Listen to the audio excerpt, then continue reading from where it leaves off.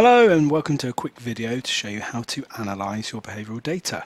So as you can see in front, here is a completed behavioral observation sheet with all the codes that I've used, and I've done a continuous sample, so I was just recording every behavior that occurred and when it occurred in that minute, from minute 0 to minute 20. So what I'm going to do is to measure the behavioural occurrences, so how many times did that behaviour occur within my 20-minute sample, and it'd be fairly similar to what you'd do with an instantaneous sample. If we were measuring how long each behaviour was, then we'd be measuring the amount of time spent performing that behaviour, but we didn't, so we're only looking at behavioural occurrences. So with that being said, the first thing you need to do is to count the total amount of occurrences that took place.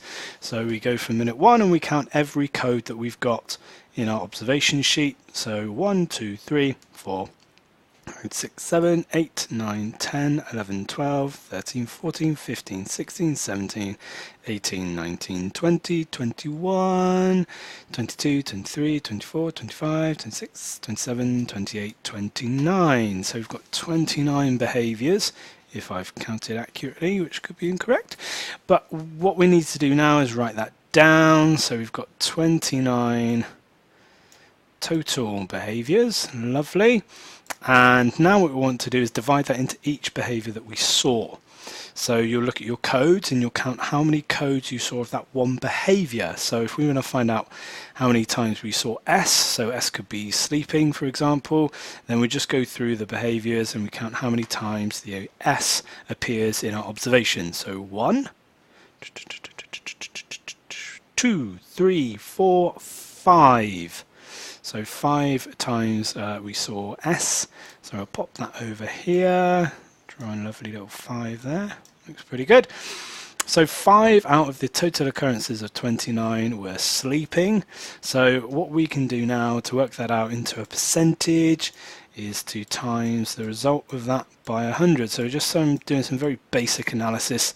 If you go on to degree level, it will become much more complicated, but we don't need to do that at this stage. So now we just do that equation to work out our percentage of occurrences. So we will do 5 divided by 29, which equals, and then we'll times that by 100.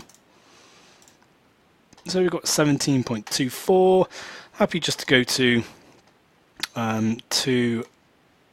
decimal places, and of course if you can round up on that one as well, but we don't need to at this stage. So we've got 17.24. So we know that out of the total 29 occurrences of behaviours, 17.24% of those were S, whatever that might be. Do those for each individual code that you saw. Obviously, if you didn't see a behaviour, then you can't analyse it, so only do the ones that you've seen. So you'll do that for D, P, F, D, C, etc., etc. as you go through. Then you should be able to work out how many percentages each of your behaviour were seen throughout the total behavioural observation.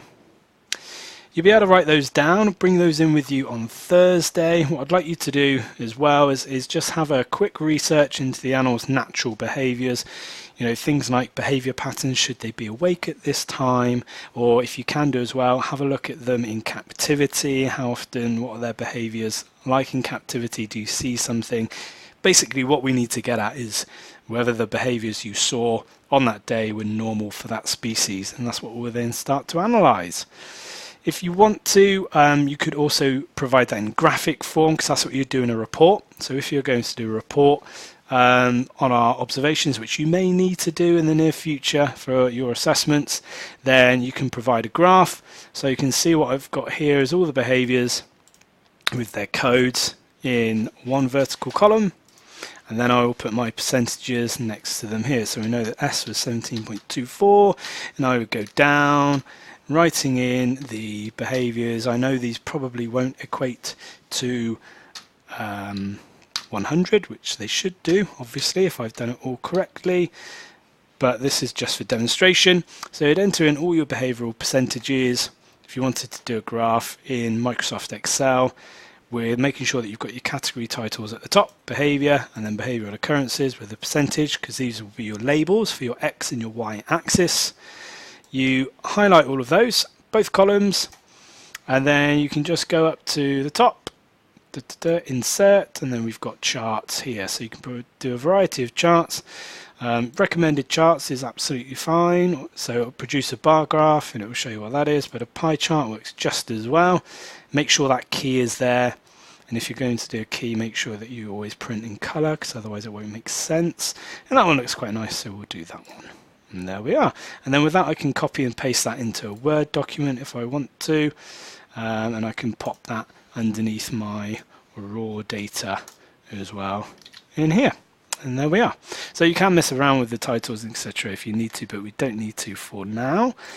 So that's it. So for Thursday, please analyse your data for both of your observations and come in on Thursday and we can discuss whether the behavioural observation you saw would be normal for that species. We can then look at it whether it's normal for that individual.